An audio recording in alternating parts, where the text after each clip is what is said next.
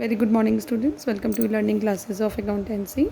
Today in this lecture, I am going to continue some or more topics of chapter 2, that is basic accounting term. In my last lecture, I have explained you some topics, some terms, some terminology, some accounting terminology of accountancy, that in the language of accounting, what we speak in the terms and that I have explained you in my last lecture. Then in this lecture, I am continuing with this topic. Assets. Beta, next the terminology of accountancy is asset. Asset is the most important term in accounting. These are the properties owned by the business which are used to carry out the business operation and earn operating revenue for the business. Assets वो property होती है business की जिसको हम लेते हैं अपने business की एक्टिविटीज़ को पूरा करने के लिए, बिज़नेस ऑपरेशन को पूरा करने के लिए और ऑपरेटिंग रेवेन्यू को अर्न करने के लिए. It can be classified into non current, current and fictitious assets. बेटा एसेट्स 3 पार्ट्स में क्लासीफाइड है, non current assets, current assets and fictitious assets. तो एसेट्स क्या होता है बेटा? बेसिक टर्म में assets are the property of the business which are use to generate profitability in the business. Assets are classified in 3 parts, non current assets and fictitious assets. Now see, next is non-current asset. First terminology is non-current asset in asset. These are used for carrying out normal business operation and are held in the business not for the purpose of reselling it but to increase the earning capacity of the business. बेटा non current assets वो होती हैं जो लंबे समय तक business में चलती हैं. इसका मतलब रीसेल नहीं होता है, बल्कि हम नॉन करेंट एसेट्स को लॉन्गर टाइम के लिए बिजनेस में यूज़ करते हैं so that we can increase the earning capacity of the business. Non current assets are classified in fixed assets, non current investment, long term loans and advances and other non current assets. बेटा non current assets include fixed assets, non current investment, long term loans and advances and other non current assets. Now see number 1, that is fixed assets. Fixed assets, these are those assets which are not held in the business for reselling but are held for a long term in to increase the earning capacity of the business. Fixed assets वो होती हैं बेटा जो reselling के लिए नहीं होती है बल्कि ये बिजनेस में लॉन्ग टर्म के लिए यूज़ होती हैं for the purpose of increasing the earning capacity of the business. They are further classified as follows. Tangible fixed asset. Tangible fixed assets वो होती है, टेंजिबल मतलब which can be seen, which can be touched.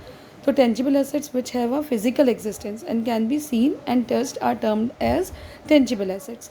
It includes land, building, plant, machinery, furniture, etc. These are the tangible assets which can be seen, which can be touched. Number 2 is intangible assets. Assets which do not have physical existence and cannot be seen and touched are termed as intangible assets. बेटा वो asset जिसको हम देख नहीं सकते, जिसको हम touch नहीं कर सकते, जिसका कोई फिजिकल एग्जिस्टेंस नहीं है, that is known as intangible assets. It includes patent, goodwill etcetera. ये वो है जो बिजनेस में वर्क करते हैं पर्सन, वो उसको फील कर सकते हैं और मार्केट में उसको हम शो कर सकते हैं in the form of reputation of the firm. तो it is patent and goodwill etcetera. Then next is beta current assets. These are those assets which are held on short term basis for the purpose of converting them into cash within a year such as debtors, stock etc. Current assets वो होती हैं जो with in 1 year of time resale हो जाती हैं और जो cash generate कर देती हैं with in 1 year of time. They are known as current assets. इसका एग्जांपल है डेटर्स. डेटर्स वो पर्सन होते हैं जिन्हें हम गुड्स जो है सेल करते हैं ऑन क्रेडिट बेसिस और with in 1 year of time ये डेटर्स पेमेंट कर देते हैं फर्म को, तो इट मीन्स कैश जनरेट हो जाता है. स्टॉक वो गुड्स हैं जो हम बनाते हैं for the selling purpose which generate cash with in 1 year of time. Prepaid expenses are also classified as current assets because although they cannot be converted into cash, but their benefit is available for next accounting year. Prepaid expenses with the expenses which are paid in advance, तो वो भी आपके current assets का part है क्योंकि इसका benefit हम next financial year में उठाते हैं. And last is fictitious assets beta. These are those assets which are neither tangible nor intangible. These are the losses not written off in the year in which they are incurred but in more than 1 accounting period. Fictitious assets बेटा business के losses होते हैं जिसको हम 1 year में नहीं generate कर सकते बल्कि मोर देन 1 अकाउंटिंग ईयर में नोट करते हैं. For example deferred revenue expenditure, advertisement expense account, ये सब क्या है आपका प्रीपेड एक्सपेंसेस है. तो एसेट्स के बाद बेटा नेक्स्ट टर्म है receipts. It is the amount which is received और receivable for selling goods, services और assets. These receipts are further classified as follows. Revenue receipt, the amount that have been received or is receivable by the business in its normal course, that is known as revenue receipt. बेटा receipt क्या होते हैं? वो amount जो हम receive कर रहे हैं या हमें मिलने वाला है. For selling goods and services they are known as receipts. Receipts में नंबर 1 आता है आपका रेवेन्यू रिसिप्ट, जो बिजनेस के नॉर्मल कोर्स ऑफ एक्शन में होता है। बाय सेलिंग गुड्स और providing services whatever money we are receiving, that is known as revenue receipt. It will include the amount that are received from the investment of business resources, say interest received from investment in fixed deposits etc. ये सब क्या है आपका revenue receipt है, जो directly income को generate करता है बिजनेस में। They are known as revenue receipt. ठीक है, such amount from normal course of business are recorded in profit and loss account. और इस रेवेन्यू रिसिप्ट को हम प्रॉफिट एंड लॉस अकाउंट में रिकॉर्ड करते हैं और फिर उसको इनकम एंड एक्सपेंडिचर अकाउंट में शो करते हैं। ये with in 1 year of time revenue generate कर देता है।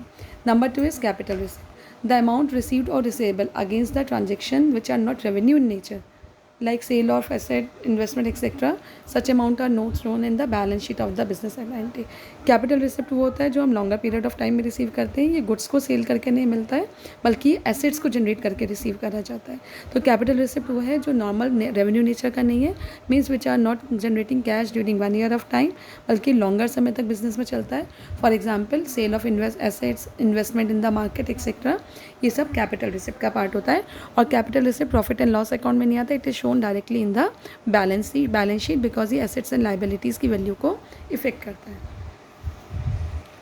नाउ सी बेटा, next is expenditure. It is the amount spent और liability incurred for acquiring assets, goods और सर्विसेज। एक्सपेंडिचर वो होता है जिसमें हमें पेमेंट करना होता है फॉर एक्वायरिंग एसेट्स, गुड्स और services. These expenditure are further classified as, तो एक्सपेंडिचर क्या होते हैं, जो हम पेमेंट करते हैं for acquiring any goods and services और purchasing any asset, it is known as expenditure. Expenditure में नंबर 1 आता है revenue expenditure. It is that expenditure the benefit of which is consumed और exhausted within the accounting period. Revenue expenditure वो होते हैं जो with in 1 year accounting period जिसका benefit हमें मिल जाता है।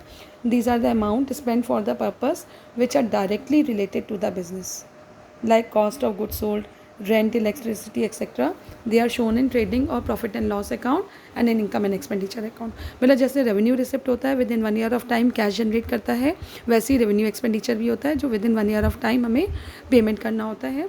और for example cost of goods sold हो गया, रेंट हो गया, इलेक्ट्रिसिटी पेमेंट हो गया, ये रेवेन्यू एक्सपेंडिचर को हम प्रॉफिट एंड लॉस अकाउंट में शो करते हैं और इनकम एंड एक्सपेंडिचर अकाउंट में शो करते हैं। Number 2 is capital expenditure. It is the amount incurred to acquire tangible or intangible assets. Tangible और intangible assets को purchase करने में जो expenditure लगता है that is known as capital expenditure.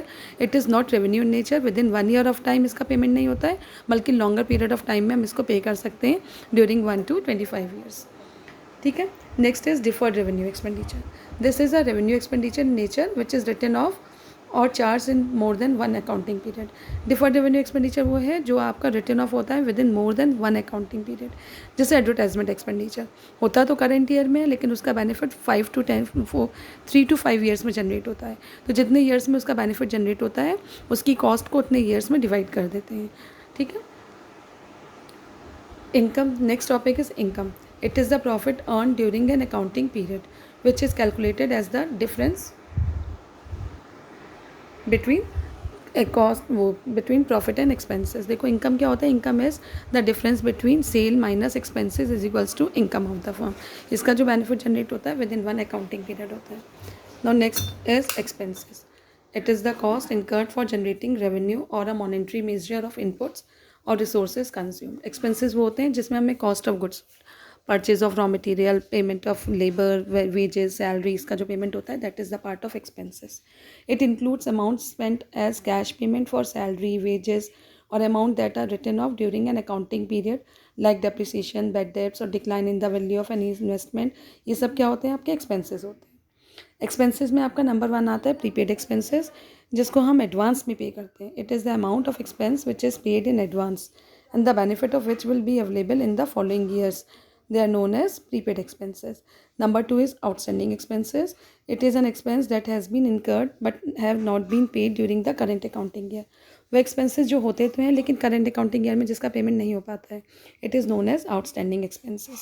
ठीक है, ये liability होती है फर्म की, इसलिए हम इसे बैलेंस शीट में शो करते हैं। बेटा ये टर्म्स मैंने इस लेक्चर में कंप्लीट करे हैं। In my next lecture I will continue with the next term. I hope you all have understand. Note down all the work in your copy, in your fair copy. Thank you, beta. Have a nice day.